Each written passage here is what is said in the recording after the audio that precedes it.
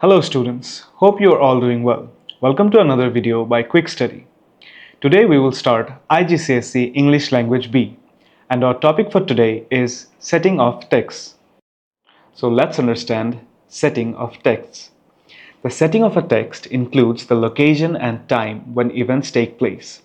Setting can play a crucial part in establishing the atmosphere and reflecting themes and characters within a text. In other words, the setting of a text is the place and time used within a text. This may be in the past, present, or the future. A time of a day, a particular time of a year, a specific location such as a city or a country, or even a place or event like a school or a wedding. Setting is an important part of how a text achieves its effect. It can echo the themes of the narrative. The time of the day or year when a text is set also adds to its effect. For example, let's take a school.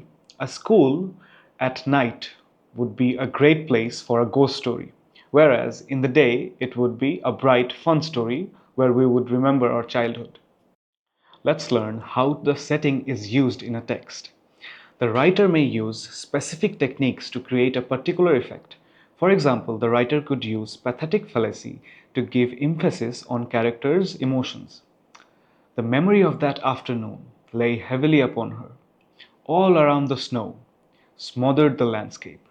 In this description, the character's negative emotional state is reflected by the weather. In this course, we will always go through an example where we will analyze the use of language and literal devices used in the text. In this extract from Charles Dickens' Great Expectations, the description of weather creates a negative atmosphere. Let's read. Day after day, a vast veil had been driving over London from the east, and it drove still, as if in the east there were an eternity of cloud and wind. So furious had been the gusts, that high buildings in the town had the lead stripped off their roofs, and in the country trees had been torn up and sails of windmills carried away. Gloomy accounts had come in from the coast, of shipwreck and death. Violent blasts of rain had been accompanied these rages of wind, and the day, just closed as I sat down to read, had been the worst of all. Let's analyze this text.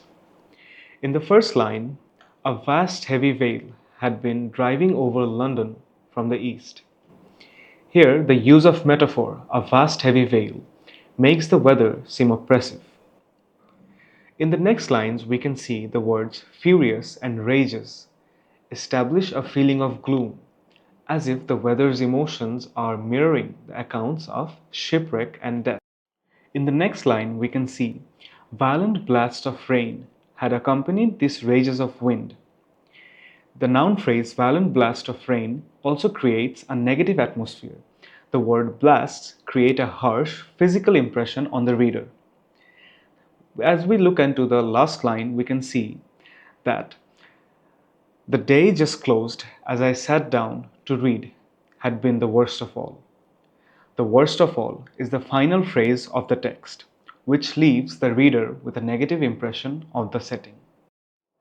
I hope now we understand how important the setting of a text is and how it creates an impact on the reader.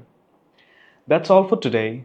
Stay with us to learn more about English Language B and other courses as we post regularly on our channel. To learn about our online tutoring service, please visit quickstudy.uk.